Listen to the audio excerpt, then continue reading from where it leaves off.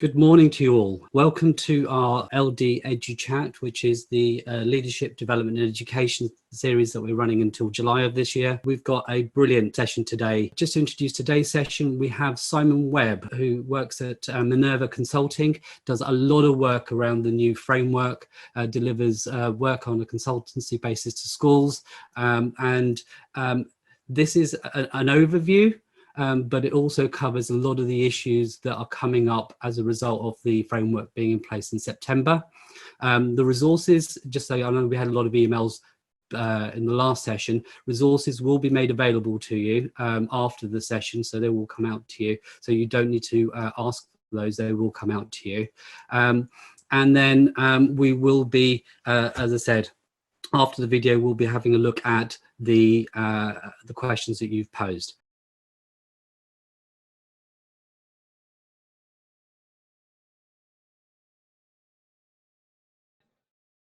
Good morning and welcome to this virtual leadership programme with Chiltern Learning Trust. I'm Simon Webb. I'm really pleased to be with you this morning and looking forward to taking some questions at the end of the session. So this webinar is on Ofsted, the key learnings from the EIF so far. As we know, we've had a term of the new inspection framework, and there's an awful lot that we could go through. We've only got 25 minutes or so. So I've decided to not really cover personal development. You know, we do need to recognise that is largely a curriculum judgment. Safeguarding, we could clearly go through Keeping Children Safe 2019 and the focus on things like peer-to-peer abuse. And as a consultancy, I do a number of safeguarding based audits, but we're going to focus more on the quality of education judgment in this webinar. So the first thing we're going to look at is some of the Ofsted statistics that were published in December. So after a term of this EIF, the headlines appear to be that Ofsted are claiming 86% are remaining good of all schools that have been inspected. But there is a recognition that there's a dip in the number of schools getting good or outstanding. That's slipped from 80 to 77.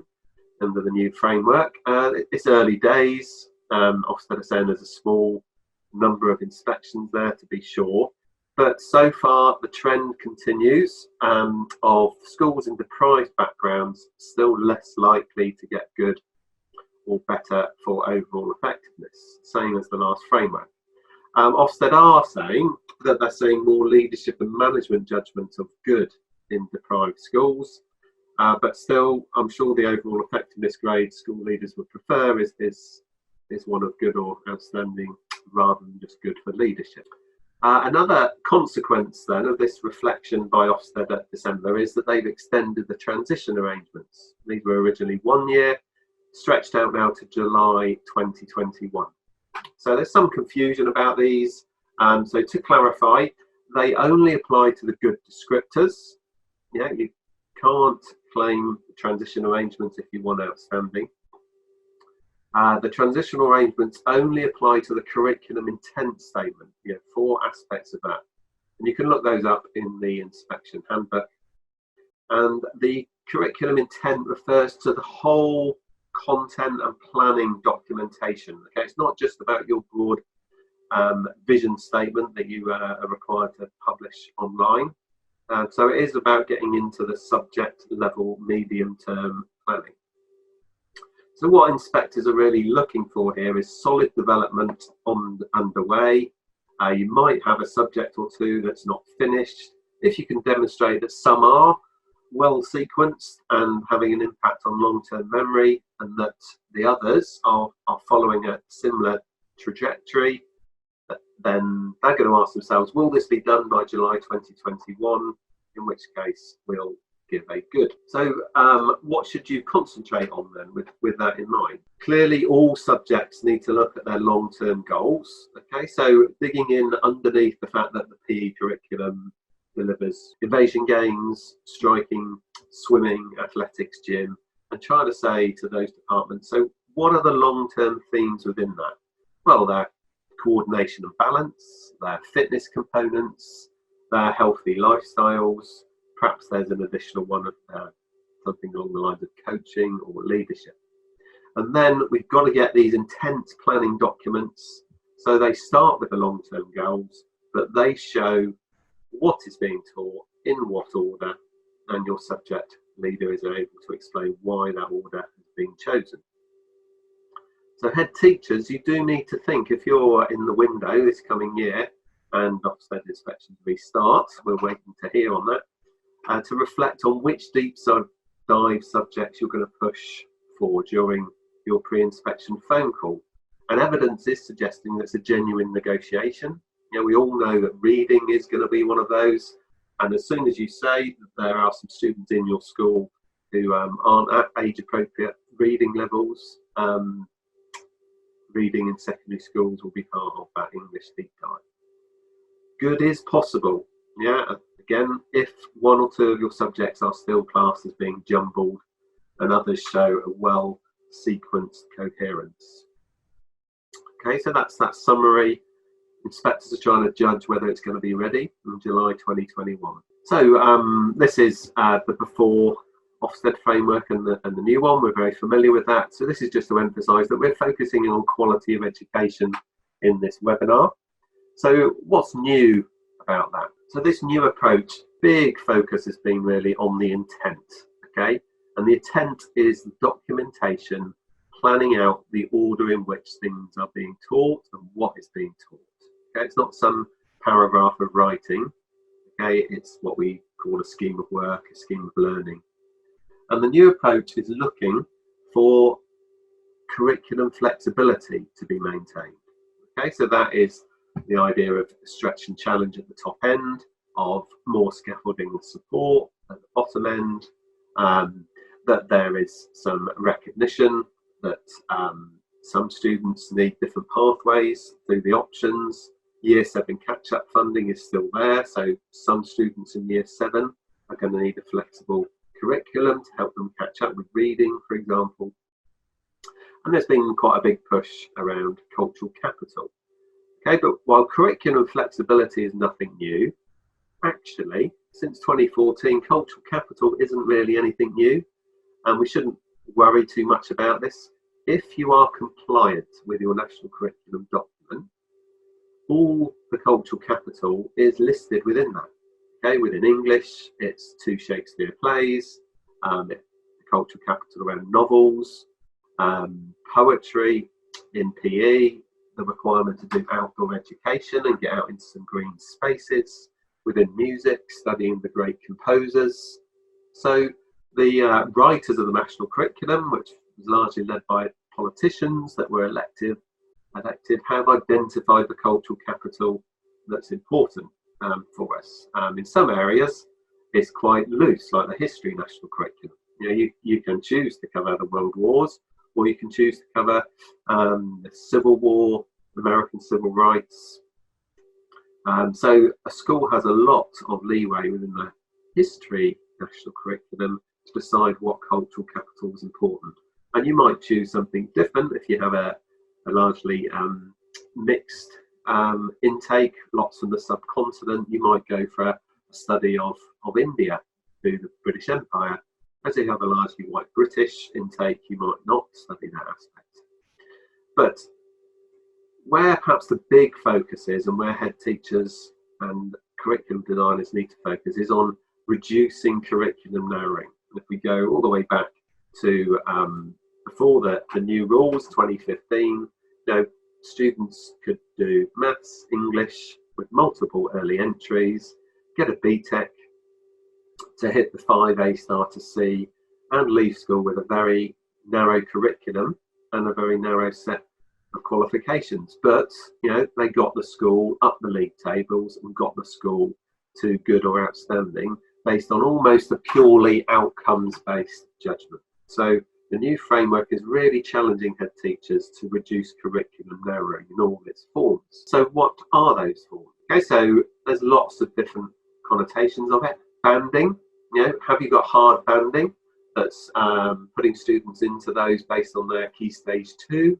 And as a result of that, when options come, they are not going to be able to access the higher tier of the GCSE. EPAC, is every student able to choose EPAC if they so wish, and if the and guidance would recommend that. Okay, the EBAC is now an aspiration, it's not a target. So schools have a lot of leeway about who does that and who doesn't, but it should be available to all. A curriculum narrowing, the kind of headline, the one we all jumped on early, was not teaching a national curriculum subject, not covering all the attainment targets. There's definitely work to do there for head teachers, getting their SLT, be checking compliance. And then the other big message coming out is about this bottom 20%, narrowing their curriculum. There could be conscious bias in the intent document for the bottom sets, for example, where we might trim out one of the Shakespeare plays, not do poetry, perhaps. And then there's the subconscious bias, where the head of department has sequenced in both Shakespeare plays. When it comes to that time, the set 5, 6 teacher just says, well, my class isn't going to be able to do that. I'm just going to skip it and move on to more creative narrative writing and get them practicing their SPAG. So we're looking out for both of those, conscious bias in the intent document and subconscious bias by class teachers. There is a 2%, usually those with needs, year 7 catch-up funding. Okay, those can have a narrower curriculum and they've got different start points, different needs, but we're looking for them to come out of that narrower curriculum as soon as they make sufficient progress. Off-rolling is a form of narrowing curriculum. We could spend quite a bit of time on the evidence that you need to provide that that doesn't happen. Suffice it to say, you'll be asked about your census figures on the phone call, and there'll be a key focus on that in the attendance meeting. And there's also a look at any unapproved qualifications, which are another form of curriculum narrowing. So one Minerva consultancy project I'm currently working on is with a growing free school in the West Midlands. We did a curriculum compliance check and it was clear music wasn't in the curriculum at all. The school felt they had no specialist teachers, so they wouldn't include it in the timetable.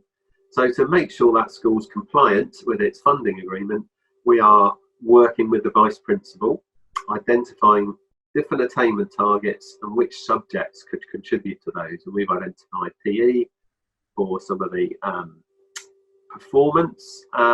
We've identified English with the study of some great composers, and we've just identified computing, for example.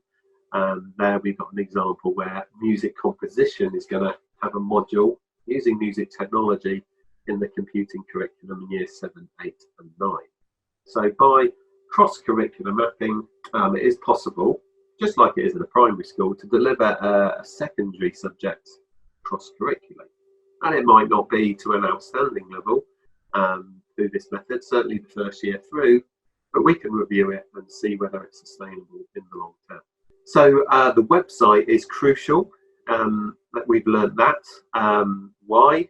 Inspectors do a pre-inspection analysis, as they've always done. The things that they are allowed to look at, and it's very clear they're allowed to look at, is only the IDSR, really. They're strongly advised not to use the ASP. They do a website check. A administrator looks at the policies, but the lead inspector looks at your curriculum section. Okay, and it's critical that the lead inspector also looks at your pupil premium, sports premium statements, and they look at your national comparators on published external exams. So why is the website so important? Well, you have a statutory duty to publish your curriculum. You've always had this, for about 5 years, every academic year and every subject within that, including RE. So generally we're working towards a one-page summary of every subject in year 7. Click on another link, every subject in year 8. And in that one-page subject summary, you're looking as leaders, okay, to check that there is some kind of reference to long-term goals, some kind of real top-level picture of knowledge and a sense of the sequence. Now, you do not have to publish your full intent document, okay, but those should sit underneath it and they should have some evidence of sequencing, like learning sciences, things like interleave and visible in them. But ultimately, the 90-minute phone call is going to be based on your curriculum publications on your website. So you want to make sure those are up to date, accurate, and enable you as the head teacher. You are going to be asked a question like, how do you sequence maths? And you're going to want to just call up that document and be able to give the key headlines, how maths is planned in your school. Good example here is a project I'm working on in Buckinghamshire. They had a 5-year GCSE curriculum. They were graded special measures quite early on because they were grading on 1 to 9 from year 7, setting GCSE questions at least once a week in the core subjects. And when you dug into the compliance of things like science, there were attainment targets they deliberately left out because they said, well, that's just not in the GCSE, so why would we teach them in year 7, 8 and 9? So I'm doing quite an in-depth remote project at the moment with that school, working with each department individually on a rota with the vice principal, and we've worked through the long-term goals. We've identified some common templates that every subject's going to use. We've also looked at constructing the old maths learning design and working towards interleaving. And interleaving over the long term, over a key stage, rather than within a year. So this is that maths teaching model at the top, a whole half term on a topic.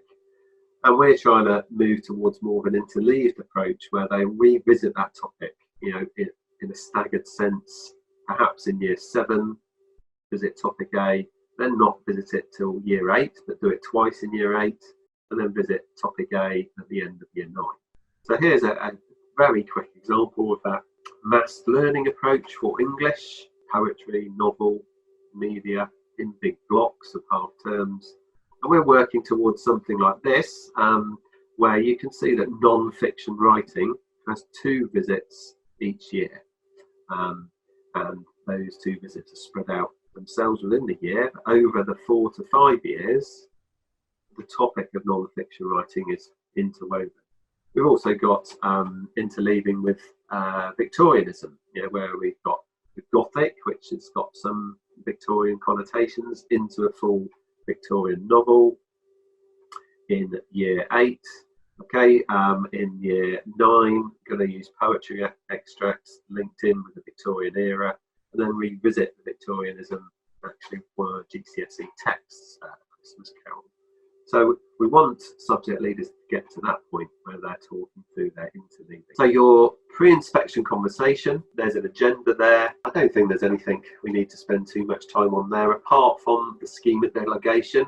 I think quite a few head teachers and governors are caught out by the amount of detail you need to give, particularly if you're academy, on who's accountable for what.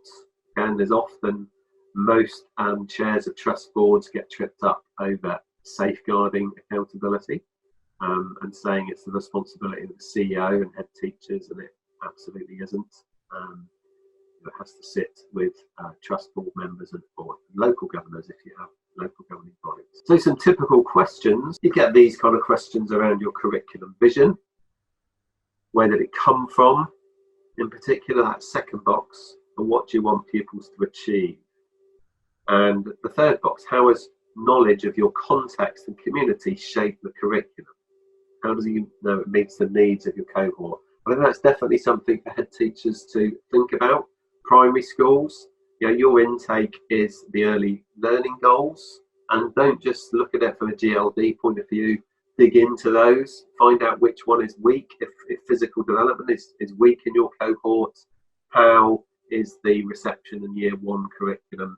How's that being reviewed to increase the physical development opportunities for your children? If year 6 into year 7, which aspect of English is weak? Is it inference? Is it speaking and listening? And therefore, what have you done with your year 7 curriculum and 8 curriculum to develop that gap? So how can you help your leaders to prepare? I think lots of steps most of you have taken, but really probably want to draw our minds into the ensuring step. Okay, you as your SLT have got to start using line management and monitoring differently to check compliance. And that isn't, you're not going to be able to do that in one line management meeting of an hour a fortnight. So you're going to need to plan in this ensuring curriculum compliance on a rotating basis through line management. So there are lots of questions to ask about your curriculum, and most of those there in black are quite clear. But one emerging issue at the first term is how ambitious and rich your curriculum is. And I think as head teachers and deputy heads, you've been on top of trying to think about that from a whole school curriculum point of view, taking into account enrichment, personal development curriculum, but actually every subject needs to be able to demonstrate how ambitious and rich it is. Right, we're just going to spend a couple of minutes here because head teachers, you're going to need to train up your line managers on the challenge around how ambitious and rich an individual subject is. So through reading, through vocabulary, through writing, through the choice of topics, how can a subject teacher demonstrate it's an ambitious and rich subject curriculum? So one project I'm currently working on is making foundation subjects publications of their curriculum ambitious and rich through horizontal integration of writing across the curriculum. It's taking the established and well-sequenced English curriculum, which already exists over here, and producing a cross-curricular link from English into a foundation subject. So English teach instructional writing and the correct devices in there, and immediately after that, or after a half-term gap, through technology, adopt instructional writing and give up some quality lesson time, maybe two consecutive lessons, to draft, feedback and redraft on the quality of instructional writing. And the design and technology teachers will be assessing for the right devices, vocab and use of language within that. Identifying where in the English curriculum here non-chronological report writing is taught, and coming across to the science curriculum and spotting where you're going to put that in as a high quality cross-curricular writing experience, and making sure that science makes some space for teaching non-chronological report writing to the same standard as English did it previously. So again, that's a project I'm working on remotely, getting lots of remote experience as we're doing today, through one-to-one subject leader meetings, challenging them to take the English curriculum, line it up next to theirs and look for where those links could exist. So ultimately, you've got to show impact. We're not going to spend long on this, but it's crucial, I think, that you communicate to your teachers the new definition of progress.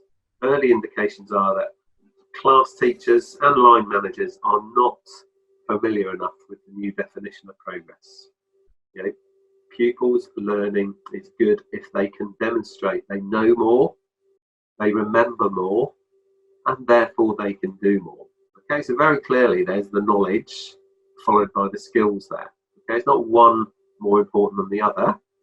Okay, but subject leaders through book scrutinies and teachers, when they're in a teachers meeting, need to be able to talk confidently about what they're doing to get their students to remember more, and then how they're setting targets for them to apply that so they can do more within their subject.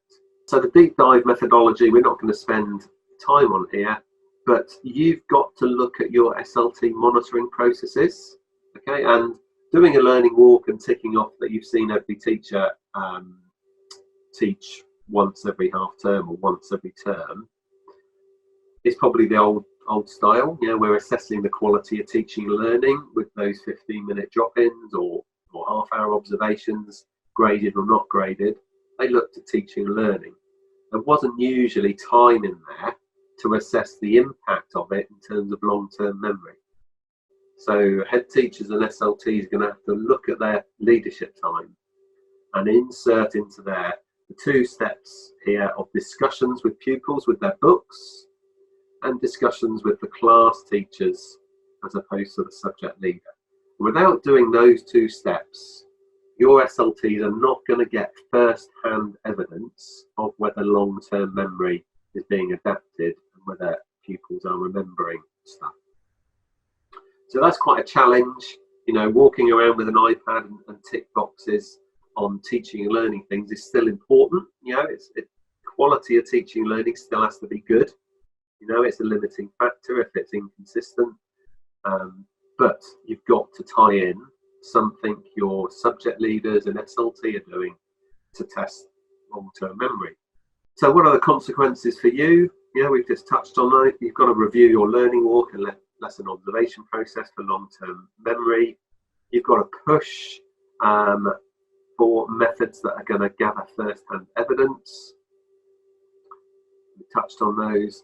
And ultimately, you're going to need to redesign your SEF so that you can look at it as a head, subject by subject. Yeah? You need to know for next year's priorities where your weak subjects are in terms of intent, implementation and impact. And so your SEF needs to tell governors where the strong ones are and where the weak ones are. So ASCL have published a really interesting take on a new SEF. And I think something like this, where you're red, amber, greening subjects, is the only way that you as a head and the standards committee can agree which subjects you need to focus on and resource and train more than a subject that is there already. Small mention about reading. It's very, very high profile. We know that, but it's largely been, you know, focused in on primary schools, perhaps, psychologically by heads. Primary school heads are totally on this, and to some extent they have been for years. There are clear evaluation criteria applied to a primary deep dive. There they are. Most of those, you know, I'm sure primary heads are totally on top of now, because it's been high profile for a while. But perhaps F, pupils who fall behind are supported to catch up quickly. You know, any student in any year group, right up to year 6, who is not at the phonics test standard needs to have access to phonics-based interventions. And then you need to explain very, very clearly how your phonics-based learning flows into early reading, up into free reading.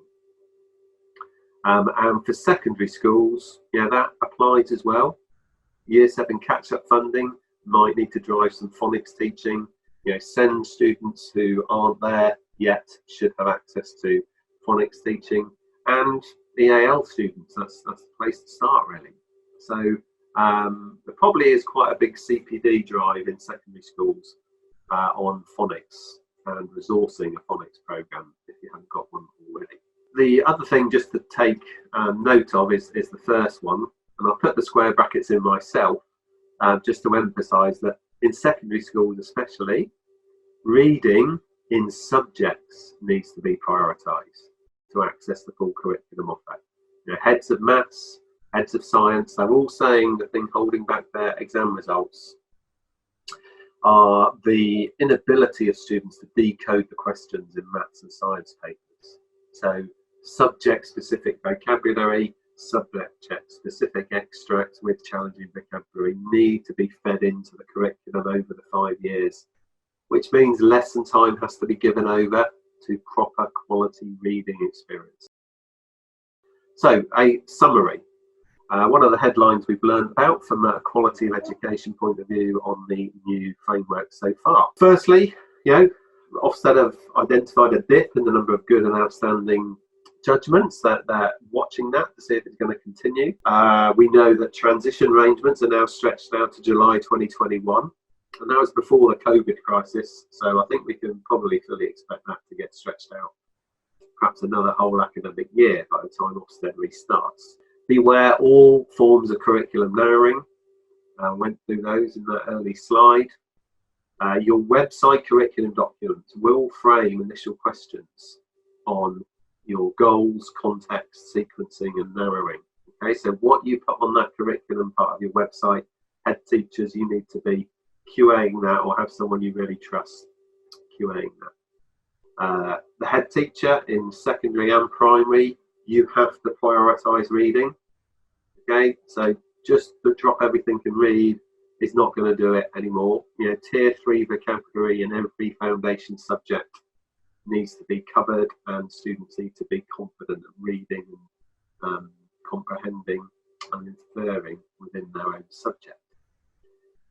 individual subjects should be ambitious and rich, okay, if you're going to get anywhere near outstanding. So there's a real challenge there for subject leaders.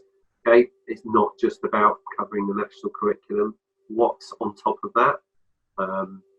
Careers, Gatsby benchmarks, reading, vocabulary coverage, and the choice of topics. SLT, you must review your monitoring methodology to measure impact on memory. You know, is long-term memory changing or not? And then, as a result of this whole process, you've got to reflect on your CEF format, because I would strongly recommend that a section of your CEF is subject by subject, RAG rating, the 3 I's, so that head teachers and governors can identify priorities for next year. Thank you. We're going to go into the question phase now of the webinar, and during that, looking to take questions on any aspect that we've covered. One thing that's come out of this for us as a consultancy is the need for some courses. So we are going to be piloting some courses on curriculum design for new subject leaders, would be one of them, curriculum design for experienced subject leaders, and also a course on effective deep dive methodology. So if any of you are interested in any of those, you do email me on the email at the bottom there. Okay, I look forward to taking your questions. Thank you very much. Thank you so much for putting that together for us and being present today as well. The questions that I've just got a couple of questions. They're from people that have emailed, people that have had a look on Twitter as well this morning, as well as things that came out in the Dean's session on Friday. The first one, probably the most obvious question. What does post-lockdown inspections look like, and what are the things to look out for as a school if they are expecting an inspection? Yeah, well, that's a bit of $1 million question. I mean, .gov.uk is clearly the only place you can get definitive answers. Yeah, the current position, as we know, is all inspections have been suspended, and there's no proposed date for them to restart, and they've been very clear they're not going to inspect the kind of virtual learning environment schools have got go on at the moment. Any schools that were inspected and haven't had their reports aren't going to be published until the schools are back to normal, so that could be quite a while. When we do come back, the government's been very clear. Okay, the exams have been cancelled, primary and secondary. The government will not publish any performance data for 19-20 academic year. Therefore, when an inspection happens, there will be no IDSR with your 2020 results in. So Ofsted lead inspectors cannot reference that. They can't look it up on the internet. So they can't include that in your 3-year trend. And there's very clear guidance on the .gov website that they will, though, look at your previous year's data. Okay, so they will look at the 3-year trend, not counting 2020. Other than that, we wait to see. Ofsted have got a rolling update on the .gov website, so we'll keep an eye on that. Okay, thank you for that. I think it was born out of concern that what preparation could they do in terms of they're going to have this missing year. I think it was born out of that, and I know it's quite clear that the data from this year won't be used. I mean, that's quite clear. So the concern is what will be used to replace that. Any insights into that? So first of all, there's no use of internal data when they arrive. Sometimes they will look at something like a GL assessment. They won't actually look at it, but you're able to talk it through because it's got a national sample cohort base it's compared against. So as a subject leader or a vice principal, you could communicate how that's been looking, but Ofsted are not going to look at it for its own sake.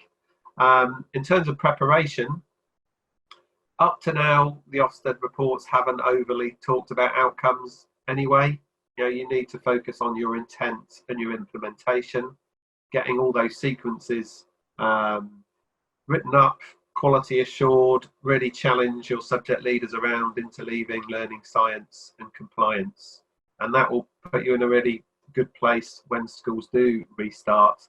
Because without that data, there's going to be even more of an emphasis on your curriculum sequencing and the quality of teaching and learning in the implementation phase. It touches on what came out of Friday's session, which was that where does the emphasis lie? Was it equal across the 3 I's? And I think from what you've just said, next year especially, there is definitely going to be more of a focus on the first 2 I's, because the impact from your curriculum plan, from the planning, etc., the results are not going to be there for them to necessarily look at in the same way. No, and if you read back the reports published so far and compare them to the previous inspection framework, there are paragraphs and paragraphs about the performance of high prior attainers hasn't met national average, etc., etc.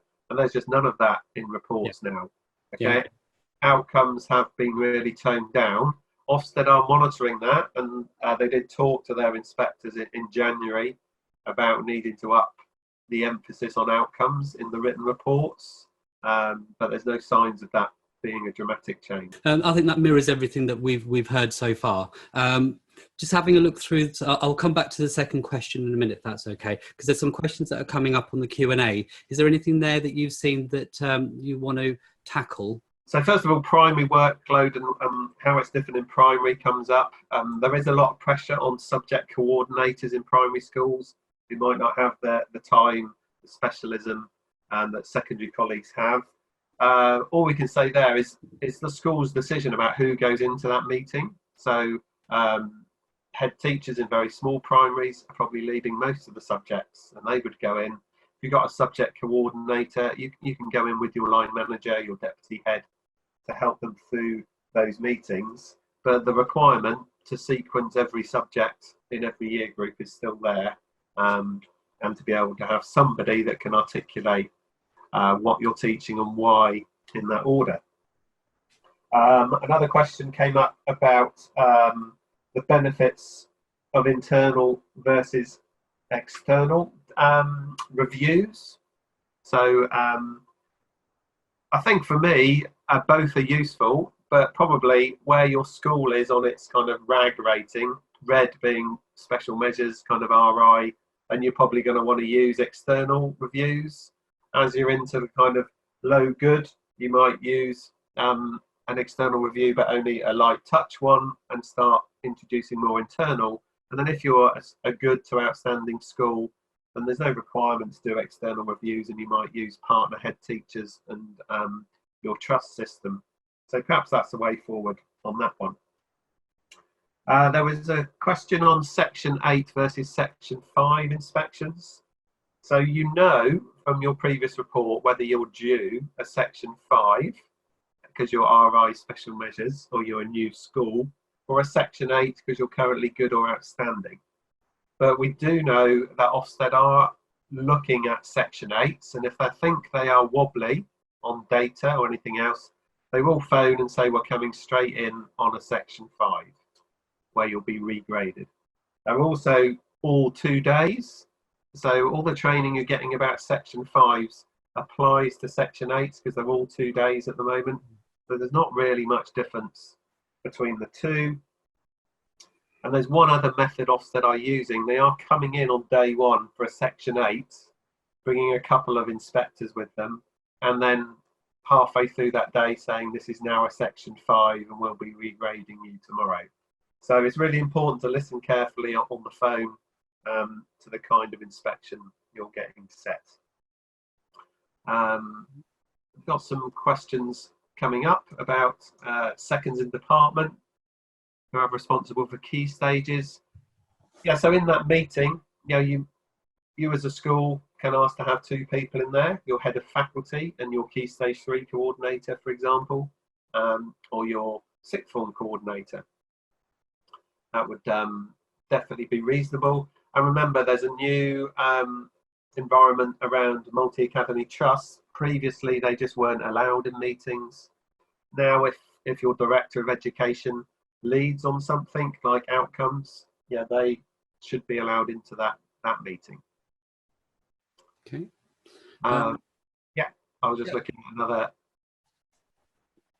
What are the most useful documents to have in place to ensure alignment? I'm going to say that's two things that to some extent we've always done.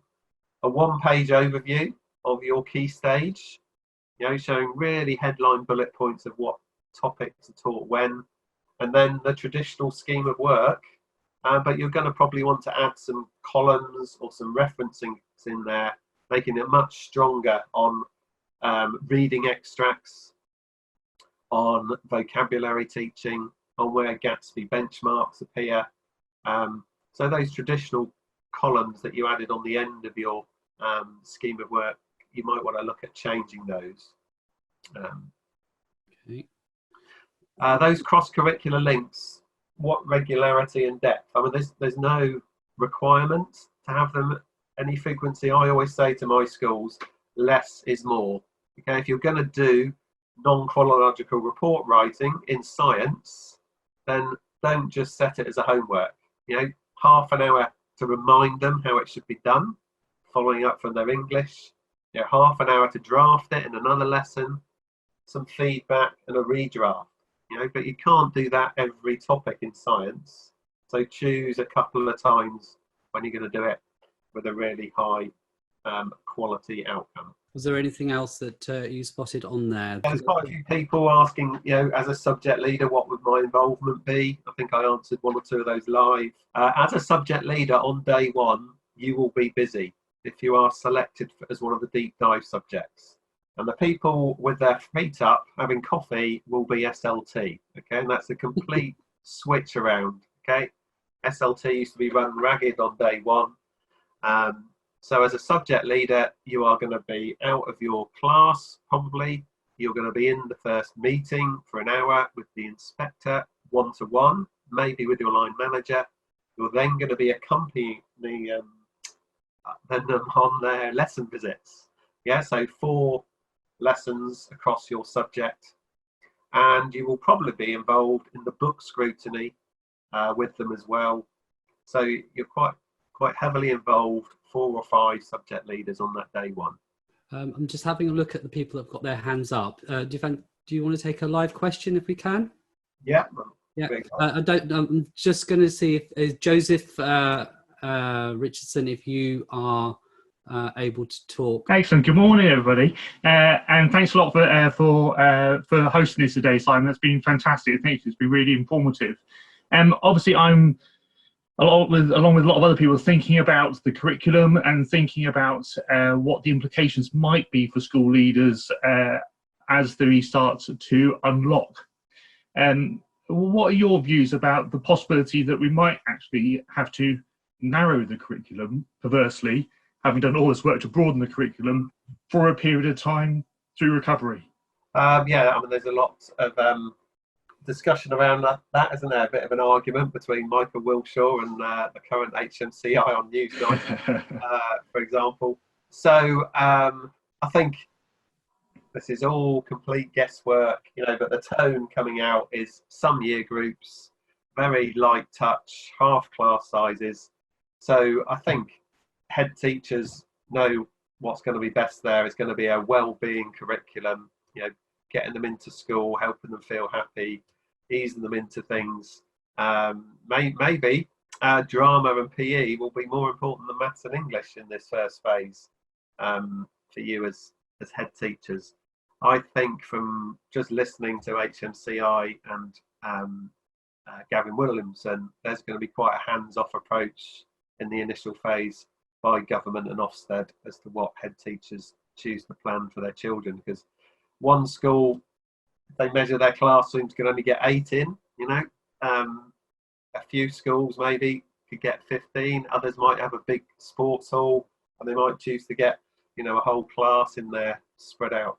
So I think head teachers, again, I wouldn't start planning this in detail yet until you've had some more guidance, but you know best about your context, your children, and what they need to get used to coming back into school when parents and them are probably going to be quite anxious. Yeah, I hope that's okay for you.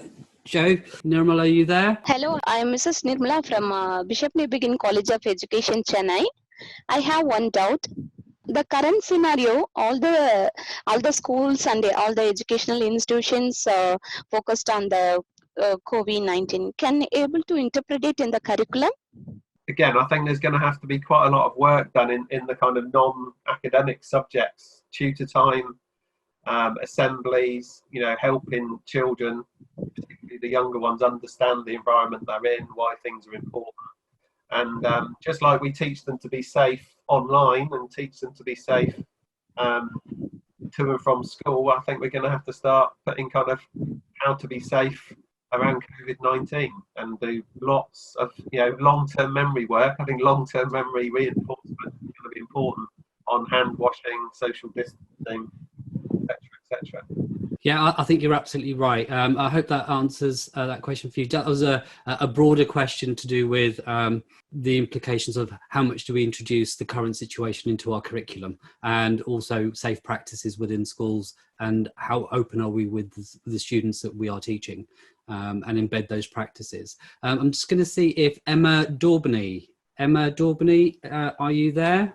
Hello, good morning. Hi, Emma. Thank you very much for your time this morning, Simon. It's been really useful. I'm a teacher of a subject that is on a rotation basis, and I only have 12 lessons a year for each Key Stage 3. How do I ensure that inspectors are able to see those 3 I's implemented really well across my curriculum when my students only get 12 hours in an entire school year? I just wondered what your thoughts were on that. So on the rotation, are you rotating with some other similar subjects like food tech, design tech, textiles, or is it just 12 lessons for your subject? So we're on a rotational basis. So I teach dance, and it's with DT, food and construction. Right. So it's really a discrete subject, dance, isn't it? So I think you've got to yourself make some tough decisions there. You know dance well, you know the kind of threshold concepts, the key things that children need to use and know to do well at dance later. So you've got to trim those down, to just 1 or 2. Whereas if you had them a lesson a week for the whole year, you might be able to cover the key concepts of dance much more comprehensively. Yeah. So you've just got to, you're given that context of 12 lessons. Now you've just got to say within that, I have chosen to do this key concept of dance, teach them these 6 bits of knowledge in the first 6 lessons, and then for them to synthesize it for the last 6 lessons into a performance, which is the skill of applying all the knowledge. Yeah, so I think you just take 12 lesson model, teach discrete bits of knowledge and pull it together, and that's all you need to present. Perfect. Thank you very much. Thank you, Emma.